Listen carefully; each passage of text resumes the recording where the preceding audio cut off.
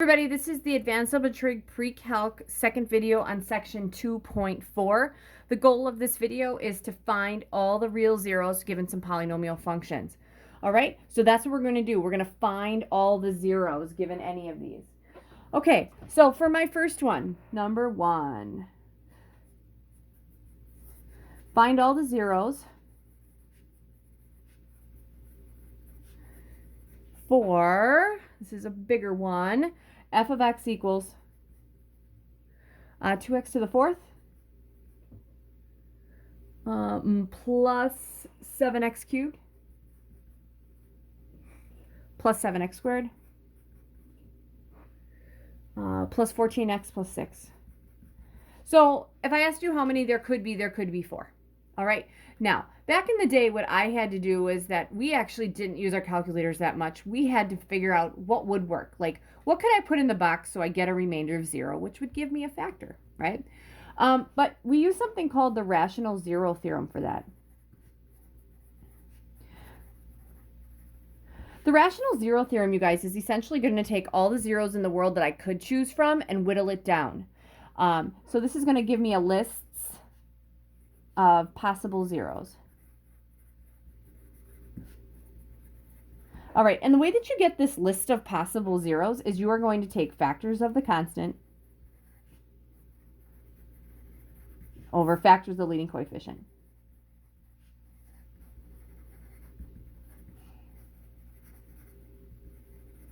Okay, so factors of the constant here would be 6 over factors of 2. Factors of 6, I usually go smallest to largest. 1, 2, 3, and 6. And those are all plus or minus because positives and negatives go in there. Factors of 2 are 1 and 2. All right, so my list would be taking each of these over 1. So 1 over 1 is 1. 2 over 1 is 2. 3 over 1 is 3. 6 over 1 is 6. And then 1 over 2 is a half. 2 over 2 is 1. I got that. 3 over 2 is 3 halves. And 6 over 2 is 3. I already have that. So basically it gets every number down in the world and says, okay, 2, 4, 6, 8, 10, 12. There are 12 possible ones I would test. And when I was in high school, we'd actually test those. Now what we do is we use our technology, okay? What we're going to do is we are going to graph this thing. So 2x to the fourth plus 7x cubed plus 7x squared plus 14x plus 6. All right. And what I'm going to do is I'm going to find zeros by looking in my table.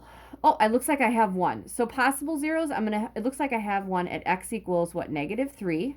Is there any other ones? And that's it, because I'm looking up to 6. Okay, so it just looks like there's one at -3. Okay, we may have to find another one. We will see. Okay, so let's see how this all works. All right, so first thing I know is that this, if I rewrite it, it's going to be x plus 3. That's that factor, right? So if I do synthetic division on a -3 and I go across, let's go 2, 7, 7, 14, and 6. Okay, drop the 2. -3, that would be -6. Add down, that is 1. -3, add down, that's 4. -12, add down, that's 2. This would be -6 and 0. Fantastic. So we do have one of them because there should be 4. So it goes remainder, constant. Ooh, I think I like this one. Remainder, constant, x squared, x cubed. We're left with 2x cubed plus an x squared plus a 4x plus 2 equals 0. All right. So here's the thing, you guys. I would actually look at the graph because I don't have any other ones, and I would actually look at the graph. Let's do a zoom 6. Sorry. Oh, that's actually not a bad one. It doesn't look like it bounces. So there's not a multiplicity of 2. There's not like 2 of them right here. So there's got to be some more here from this guy, okay? And I'm not going to relist things because all the factors here were always already listed before and they didn't work. But what I'm noticing here, you guys, is that I can maybe factor this. Let's group these two together and let's group those two together because we can factor by grouping. What's a GCF here? X squared. What's left is a 2x plus 1. Can we be left with a 2x plus 1 here? Let's see, if I take out a 2 times, there we go. I'm feeling good about that. That equals 0. So then we'd factor out the 2x plus 1. And I'm left with an x squared plus 2 equals 0. Now, I know that this guy gives me negative 1/2. So I have a factor here of 2x plus 1. All right, which, looking at my graph, you guys, negative 1/2 probably here. And this was my negative 3. All right, so those are my factors. Now, can I factor x squared plus 2? No. So there's actually 3 factors that give me this. But I only have 2 zeros. I have to find the last one. Or last 2, I'm sorry. Let's solve for x here. Subtract 2. X squared equals negative 2. Take the square root. X equals, remember it's plus or minus. This is out as an imaginary. Square root of 2. So those are my last 2. It's going to be I times the square root of 2 and negative I times the square root of 2, which makes sense. There's only 2 real zeros that I really see, and then the other ones are imaginary. All right. So this section, when you get to homework, you might not have imaginary zeros, but I want to get through all of them, and we all pretty much do the same thing. We've solved quadratics with imaginaries. We can do that here too. All right. So that's what we're going to do with all of them. We're going to get a polynomial. We're going to find a 0, use it to find all of them, and we're going to list all the zeros, and I'll also list all the factors that I can, but I can't factor x squared plus 2, so I left that. Okay, number 2, here we go. G of x equals 2x cubed plus an x squared minus a 4x minus 2. Looks quite similar to what I just had. All right, so how many zeros could I have? I could have 3. Okay, great. So let's throw this thing in here and let's find one. So I got 2x to the third plus an x squared minus 4x minus 2. All right, here we go. Do I see any zeros? Now, you might be like, why didn't you check for the rational ones? I don't really care. I'll be honest with you. I really don't care. All right, so I'm not seeing anything here. And if I graph it, looks like I've got a couple in there, it looks like. But here's the thing. If I look at this, can I factor this? Do I have to use my real zeros? In this case, no, I don't have to, okay? Most of the ones we're doing in class, you have to because you can't really factor, but let's see if we can. Let's go with 0 equals. Let's group these. And we'd have a 2x plus 1 here. The goal is to have a 2x plus 1 here. If I take out a minus 4, that should work, right? My bad. Nope. If I take out a minus 2, I'm sorry. Negative 2 times there, that gives me negative, works 2. So we're taking both of those out, 2x plus 1. And what's left from the first group is an x squared. Second group is a minus 2 equals 0. All right, so if I'm factoring this, you guys, if I'm just saying what this is as factors, I can't factor x squared minus 2, so I'm going to have a 2x plus 1, and then the x squared minus 2. All right, so this guy is going to give me subtract 1 divided by 2, negative 1/2. This one I have to set equal to 0. I'm going to add 2, x squared equals 2. Take the square root, x equals plus or minus the square root of 2, which makes sense because I got 1, 2, 3, and it's a third degree polynomial. I could get 3 zeros. So x equals negative 1/2, the square root of 2, and the negative square root of 2. So I think in the past I've thrown that one right in there because I want kids to remember that you can always factor. All right, I'm going to use another sheet of paper for the next one. Number 3, because this one's a little big. All right, 3x to the 4th plus 12x cubed plus 19x squared plus 28x plus 28. Wow. All right. So looking at this one, you guys, okay, this is f of x. We'll make that equal to f of x. This one I definitely can't factor. So here we go. Let's find some possible ones. 3, okay, plus 12x to the third plus 19x squared plus 28x plus 28. I'm going to find some zeros. There could be 4. Looks like I have one at negative 2. See if I can find any more. Doesn't look like I can find any more, so we'll see what's happening here. So it looks like there's one at x equals negative 2. Okay, and so what that means is that if if there is 1 at x equals negative 2, this is going to be equal to x plus 2, right? Let's do synthetic division on a negative 2. We're going to have a 3, a 12, a 19, a 28, and then another 28. Wow. All right, here we go. Drop the 3. 3 times negative 2 is negative 6. Add down 6. 6 times negative 2 is negative 12. Add down 7. 7 times a negative 2 is a negative 14. Add down, that's 14. Negative 2 times 14 is negative 28. That's 0, which is good. All right. So looking at this, okay, it looks like I have a remainder, constant x, x squared, x cubed. All right. When I'm looking at this, you guys, I'm not really seeing anything obvious. I don't know if I can group. But what I want to do before I can group, because something's telling me I might be able to group, looking at the graph. Let's look at that. Okay. It looks like it touches and turns here, you guys. Okay. So when it looks like it touches and turns like that, and I could zoom in more if I wanted to. I can do a zoom 6. That means that there's going to be 2 of them there, which means I should be able to divide out another x plus 2. Let's see what happens.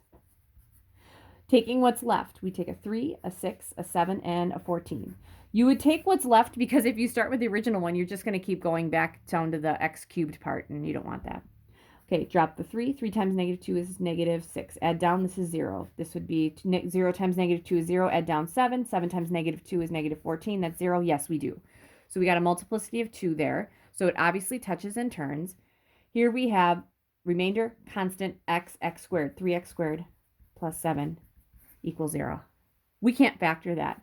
So if we looked at the factored form of that polynomial, you guys, it'd be an x plus 2 squared and then a 3x squared plus 7. So our x's are negative 2. This is what we call a double root because it has a multiplicity of 2. And here if I subtract 7, divide by 3, take the square root. I'm going to take this out as an I. We're going to have I times the square root of 7 thirds. And that's plus or minus because we took the square root of both sides. So I'm okay with you not rationalizing the denominator. We're going to have I times the square root of 7 thirds and negative I times the square root of 7 thirds. And that's my third one. All right. All right, so I should be able to find those 4, and I have it factored down too. All right, guys. Last but not least, number 4. All right.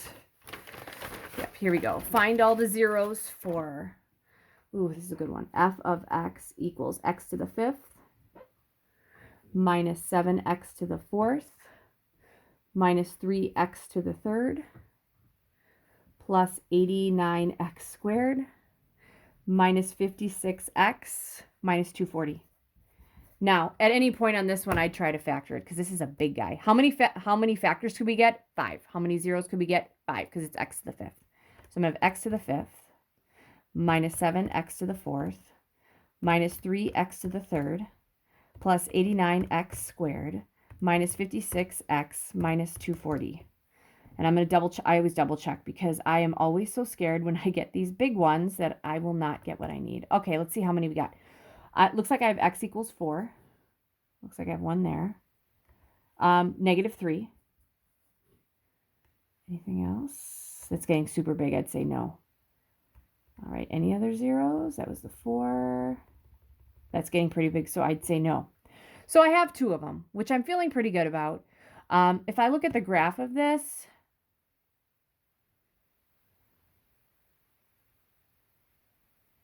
yep, so it looks like it goes through these 2. And we'll see what happens when we're stuck with the next one, okay?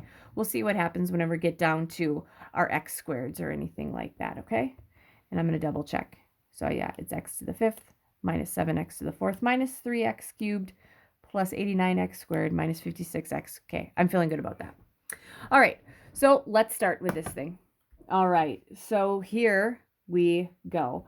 It looks like I have 1 at x equals 4, so if I'm rewriting this in factored form, there's 1 at x minus 4. Oh, I know what else I was going to say. When you guys are looking at the whole possible rational 0 thing, you take factors of 240 over factors of 1. Factors of 240 do include these two, so I'd be feeling okay about that. Okay, so that's all we do for the rational zeros, is make sure that what you come up with from your calculator would be on the list, and those would be on the list. Okay, here we go. Let's go with 4 here. I'm going to have 1, -7, -3, 89, -56, and -240. All right, here we go. Hopefully get a remainder of 0. Drop the 1. This is 4. Add down -3. This is -12. Add down -15. Oh, what's that going to be? I think it's going to be -60. And then that's going to be what? 29. Make sure that makes sense. 89 minus 60 does give me 29. 29 times 4 gives me 116. Subtract 56. That's 60. Oh, the numbers got big, but I feel good about it because it's 240. So this is a remainder, constant x squared, x cubed, x to the 4th, minus 3x cubed, minus 15x squared, plus 29x plus 60. So I have that so far. So my x's, there is one at 4. Then it looks like if there's one at -3, that'd give me a factor of x plus 3. So in the box, we're going to put -3. Across the top, we're going to have a 1, a -7, a -3, an 89. My bad, I was taking the top. It has to come from this one. That'd be -15, 29.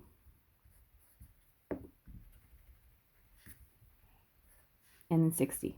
See, because the -3, you guys, would work in this one too, but then you're just going to get back to a 4th degree polynomial, and you have to break this thing down. You just have to keep breaking things down. Drop the 1. 1 times -3 is -3. Add down, that's -6. Multiply those two, it's 18. Add down 3. 3 times -3 is what? -9. Add down, I get 20. 20 times -3 is -60. That's 0. Okay, so this is going to give me an x squared minus, so this is a remainder, constant, x squared, x cubed. That's x cubed. That'd be x squared. So that equals 0. All right, so looking at this, okay, looks like I have a couple of zeros here. And when I'm looking at my graph, I'll do a zoom 6.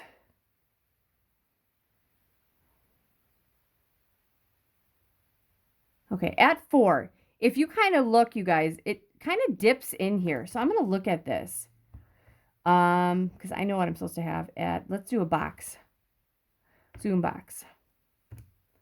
Okay, so I'm going to go over to this guy because something's happening over here. It's kind of interesting.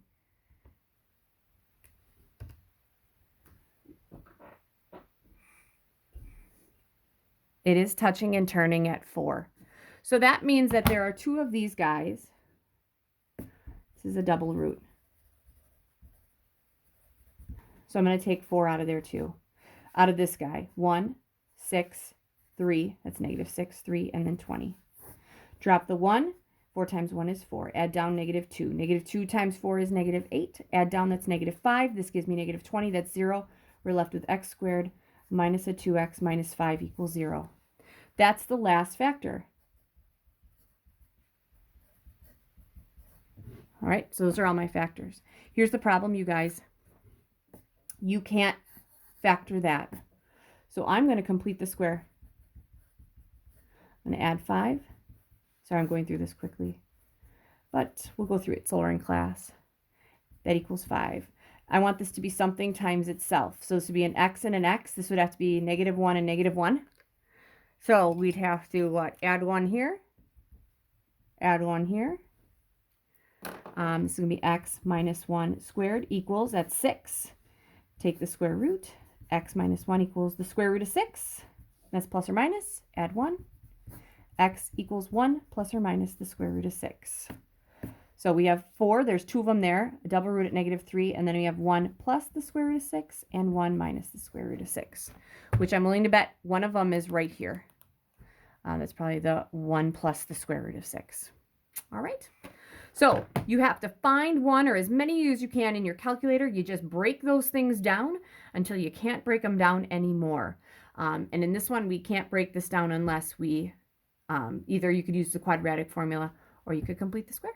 All right, and you'll have one more quick video after this. Good luck.